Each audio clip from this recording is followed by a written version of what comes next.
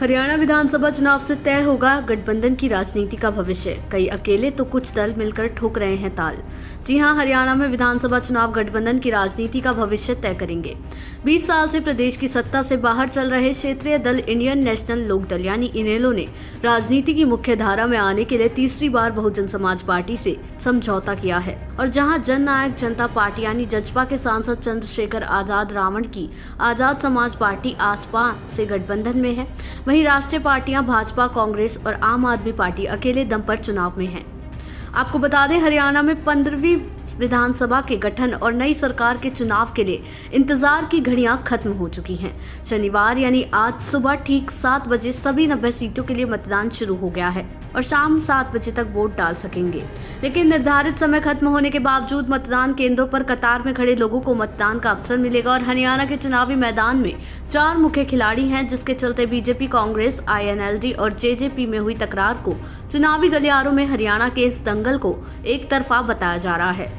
वहीं NBT के ground में समीकरण कुछ हटकर नजर आ रहा है और बीजेपी सत्ता की रेस से बाहर नहीं है।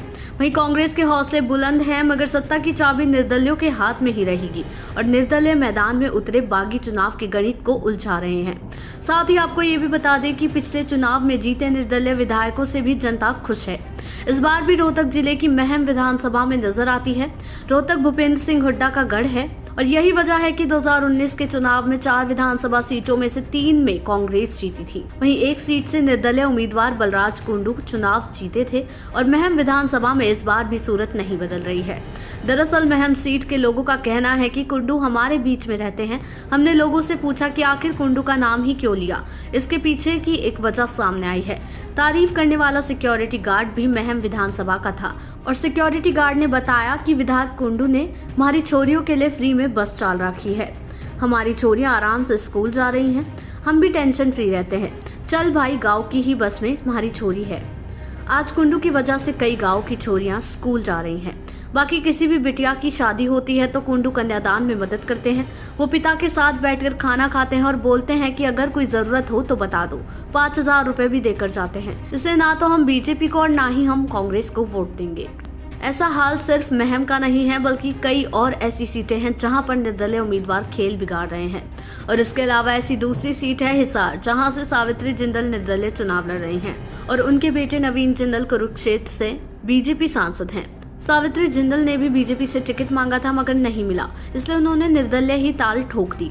रिपोर्ट्स के मुताबिक हिसार में गरीब तबके से बातचीत में उन्होंने सावित्री जिंदल का नाम लिया। लोगों का कहना है कि सावित्री जिंदल बहुत अच्छी हैं और दयालु भी हैं। हमारी बात वो सुनती है। बीजेपी और कांग्रेस के प्रत्याशी तो सीधे मुंह बात नहीं करते और ऐसा ही कुछ दृश्य अंबाला कैंट का देखने को मिला। आपको बता दें कि वैसे तो यह अनिल विज का गढ़ माना जाता है और अंबाला कैंट से अनिल विज लगातार 6 बार चुनाव जीत चुके हैं, मगर इस बार कहानी अटक रही है। विज को इस बार संघर्ष करना पड़ रहा है।